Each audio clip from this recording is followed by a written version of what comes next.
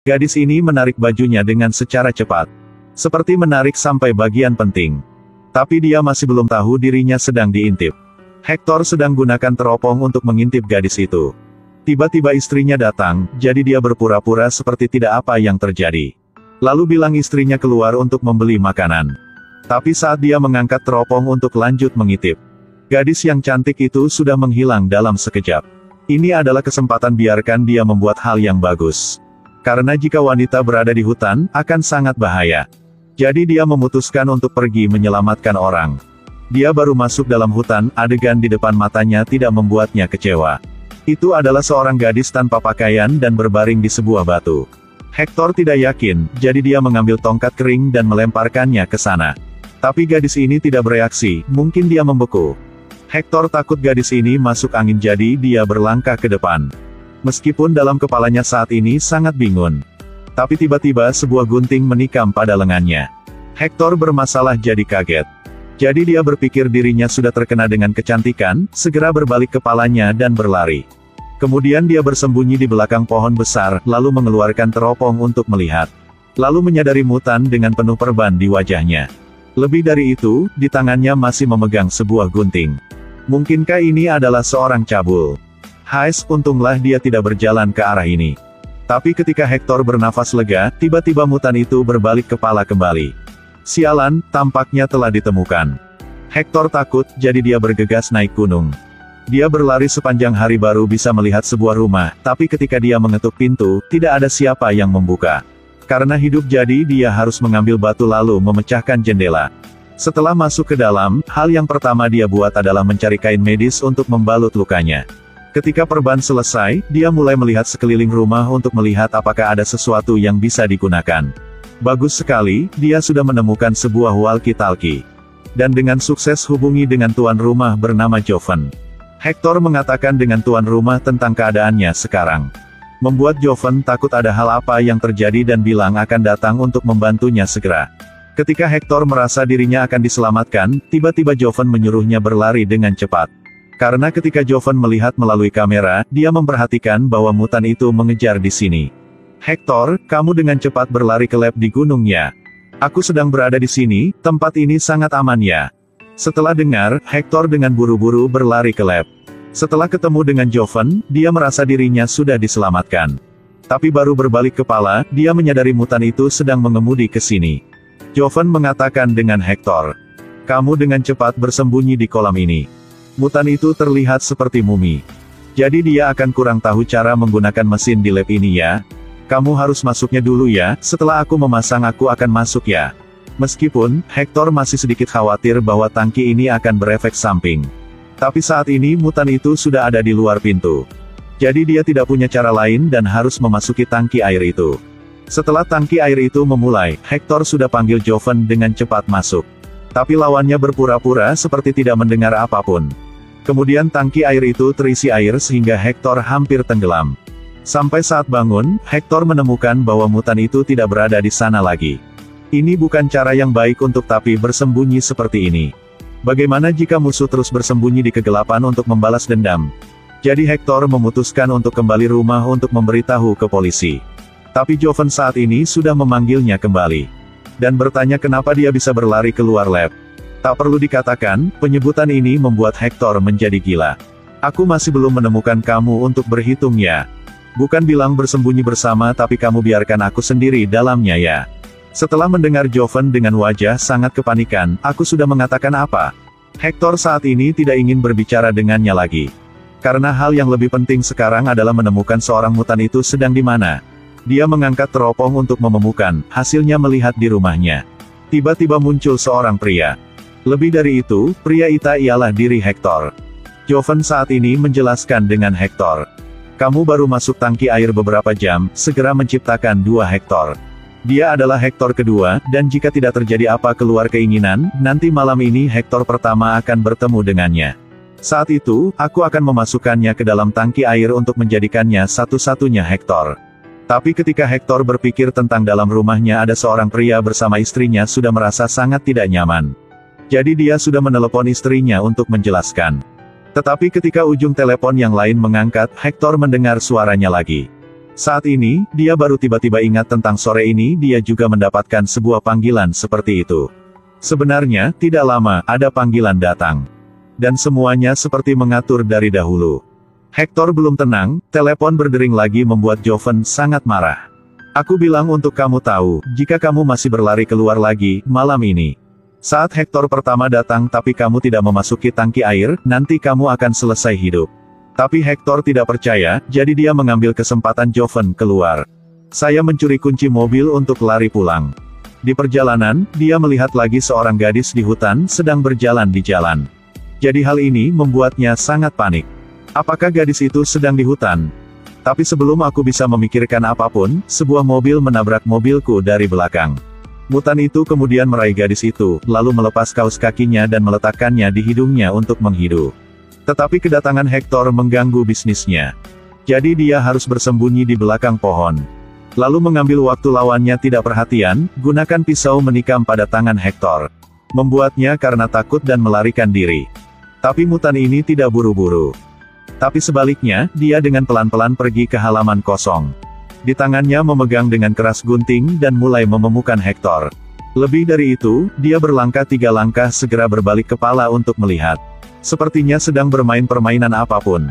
Ternyata, tujuan mutan ini adalah ingin Hector dengan cepat ke lab. Jadi, identitas keduanya pasti sudah ditebak oleh semua orang. Benar ya, tidak siapa lain, dia pasti adalah Hector kedua. Saat ini, Hector di lab kembali mengudara 3 jam yang lalu. Kemudian Joven mengatakan dengannya bahwa, jika dia tidak ingin mati, terpaksa membiarkan semuanya terjadi apa adanya. Jadi terpaksa Hector pertama pergi ke lab. Dia ingin dengan secara langsung menemukan Hector pertama tapi di jalan ditabrak mobil lain yang kepalanya berdarah. Jadi dia sudah menyobek bajunya untuk perban lukanya. Akibatnya, saat dia melihat ke cermin, dia menemukan bahwa dia adalah mutan. Bukankah aku baru saja mengatakannya, ketika Hector dikejar oleh mutan itu. Dia sudah bersembunyi ke tangki air dan kembali mengudara 3 jam yang lalu. Kemudian dia berubah menjadi Hector kedua, tapi sekarang dirinya adalah mutan itu. Hector belum cukup waktu untuk pikir sekarang dia harus melakukan apa, gadis itu tiba-tiba muncul. Dia datang untuk membantu korban kecelakaan, lebih dari itu, dia sedang bersiap untuk membawa Hector kedua ke rumah sakit. Tapi jika begitu, kisah ini akan menjadi semakin bermasalah. Saat ini, gadis ini sedang menggunakan gunting untuk menyesuaikan ikat kepala Hector. Membuatnya merasa sedikit akrab. Karena gunting itu bukan gunting yang menikamnya kan? Akhirnya, dia juga menemukan masalah. Hector segera memegang gunting untuk mengancam gadis itu. Kemudian menangkap gadis itu ke hutan dan melepaskan pakaiannya. Hector pertama sebenarnya akan terjebak karena dia ingin masuk hutan untuk menemukan orang.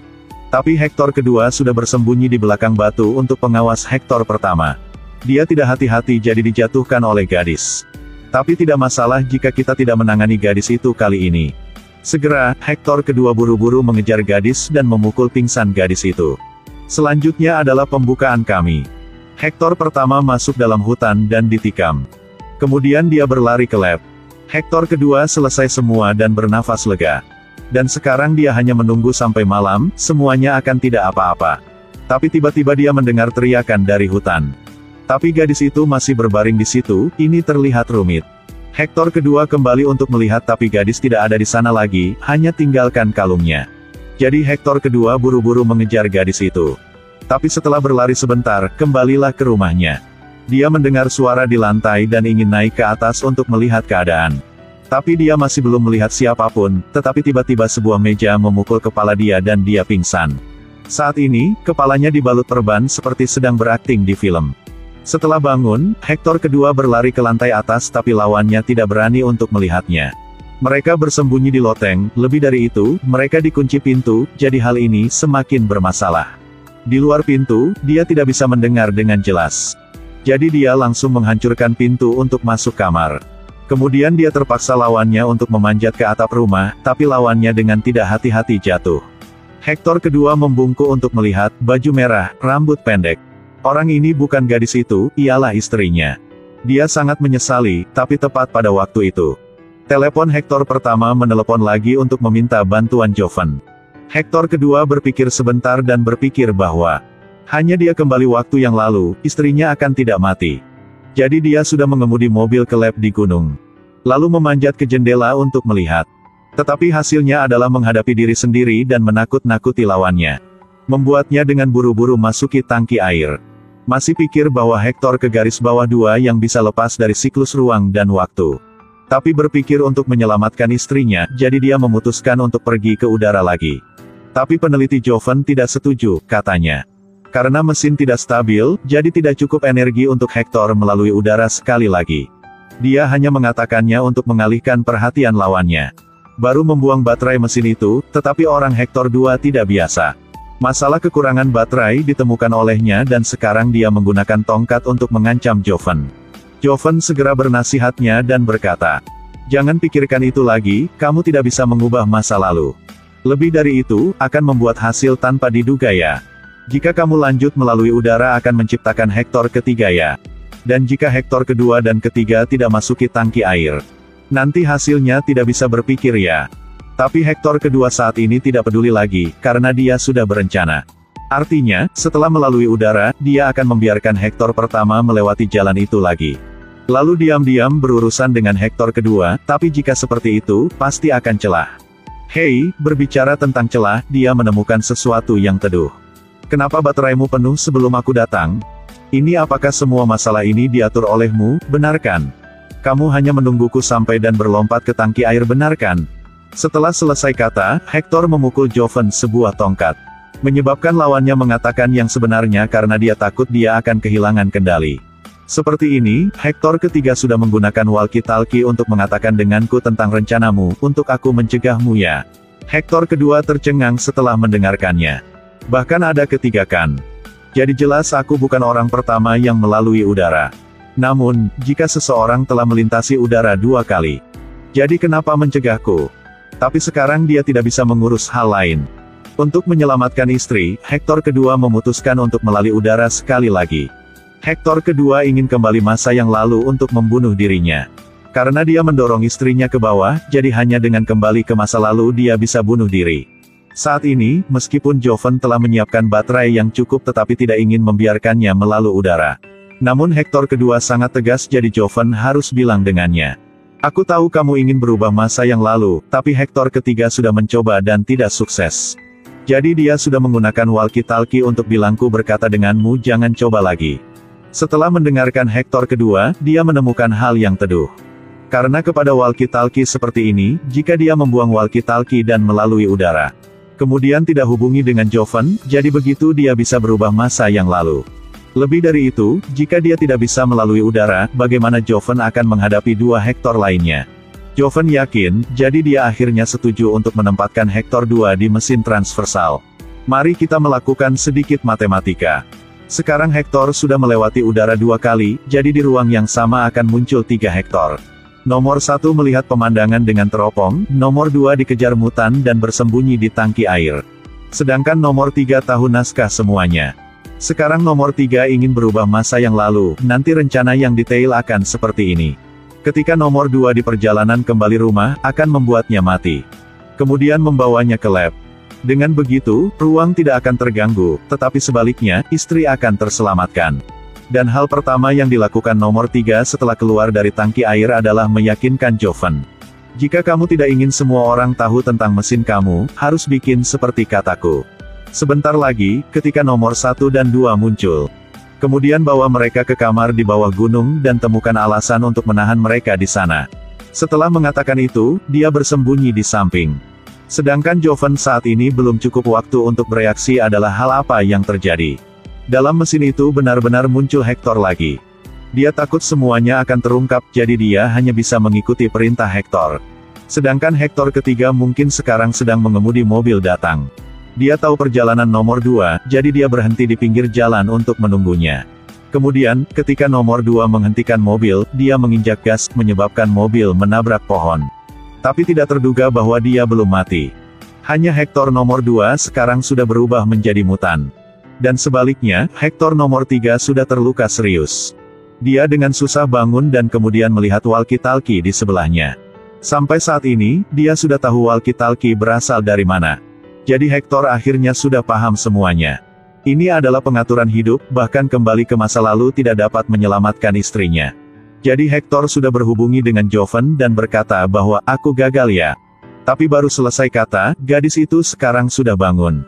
Gadis itu sangat khawatir karena dia takut mutan itu akan menyusul. Tapi Hector sangat tenang dan bilang gadis harus bersembunyi di sini. Belum selesai kata, dia sudah pingsan. Jadi, gadis ini membawa Hector ketiga ke rumah terdekat untuk beristirahat. Yang kebetulan adalah rumah Hector. Tapi saat ini nomor 2 juga adalah mutan bersiap untuk kembali rumah. Lebih dari itu, nomor 3 setelah kembali rumah, dia menyadari istrinya masih hidup, hanya tidak memakai baju merah. Dia sudah paham, orang yang jatuh mati itu bukan istrinya.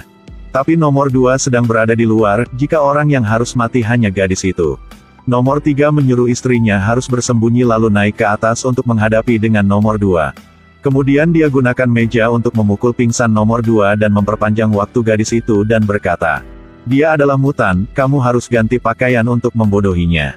Kamu harus berpakaian warna merah dan memotong rambut pendek. Sedangkan aku akan menarik perhatian darinya, kemudian kamu harus mengambil kesempatan berlari ke atap rumah dan bersembunyi ya." Semua ini sangat alami. Nomor 2 tertarik oleh gadis itu dan mengejarnya dan terpaksa gadis itu memanjat ke atap rumah. Akhirnya, gadis itu jatuh.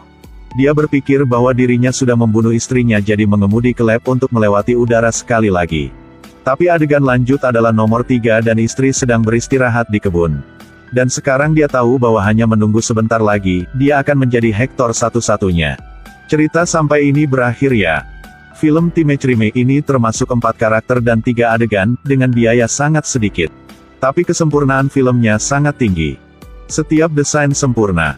Contohnya seperti Hector dan Jovan melalui walkie-talkie untuk berkomunikasi satu sama lain. Nomor 3 juga melalui walkie-talkie dan tahu tidak bisa berubah masa lalu. Jadi film telah menjadi siklus yang sangat logis ketika detailnya terintegrasi. Awalnya, kita akan susah paham tapi ketika kita memasuki sirkuit film, maka kita akan merasa bahwa desain penulis sangat kebetulan. Film ini syuting beberapa tahun lebih awal dari film Evil Triangle. Tapi film Evil Triangle masih mendapat banyak perhatian dari penonton. Akhirnya, saya ingin menjelaskan sedikit tentang nama film Teenage Remake. Saya tidak tahu apakah orang memperhatikan. Setiap kali Hector melewati udara, dosanya akan tambahkan. Hector pertama hanya seorang yang flamboyan. Tapi ketika menjadi nomor 3, dia bisa membuat apapun. Bahkan bisa mengatur untuk membunuh gadis. Dan ini adalah lingkaran dosa. Jangan lupa like dan share untukmu ya. Nanti ketemu lagi ya.